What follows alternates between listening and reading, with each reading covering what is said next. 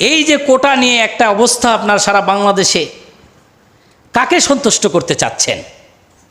গোটা বাংলাদেশের যতগুলো পাবলিক বিশ্ববিদ্যালয়, প্রাইভেট বিশ্ববিদ্যালয়, সব বিশ্ববিদ্যালয় থেকে 90% ছাত্রছাত্রী রাস্তায় নেমেছে। কথা বলেন ঠিক কিনা? কি বাতিলের জন্য? কোটা বাতিলের জন্য। এর মানে ভুক্তভোগী 90%। যেই দেশে 90% মানুষের কথা শোনার মতো যোগ্যতা যাদের নাই, তাদের দিয়ে ভালো কিছু আশা করেন? আজকে চাকরি পাওয়া যায় না, কোটাই শেষ।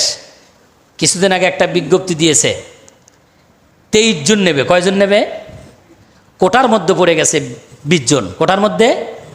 তাহলে 23 জন চাকরিতে নেবে, আর 23 জনের মধ্যে 20 জন হলো কোটা আলারা, আর 3 জন হলো যত সাধারণ আছে তারা।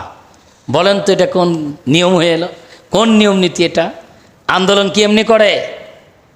যুবক যুবতীরা রাস্তায় নেমেছে এমনি নেমেছে? এগুলো কি আজকে বিচার বিশ্লেষণ করার ক্ষমতা নাই?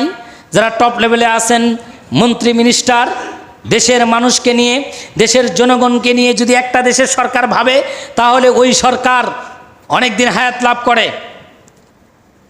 আর স্বৈর শাসক যদি হয়, সেও হায়াত লাভ করে। দিক দুইটা। ভালো কাজ করলে সে হায়াত লাভ করবে শাসকের ক্ষেত্রে, আর যদি খারাপ কাজ করে তাহলে সে হায়াত লাভ করবে স্বৈর শাসকের ক্ষেত্রে।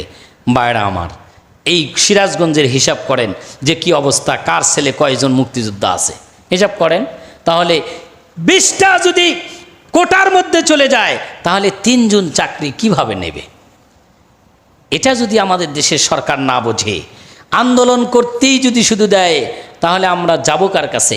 এগুলো একটু বিচার বিশ্লেষণ করবেন ভালো করে।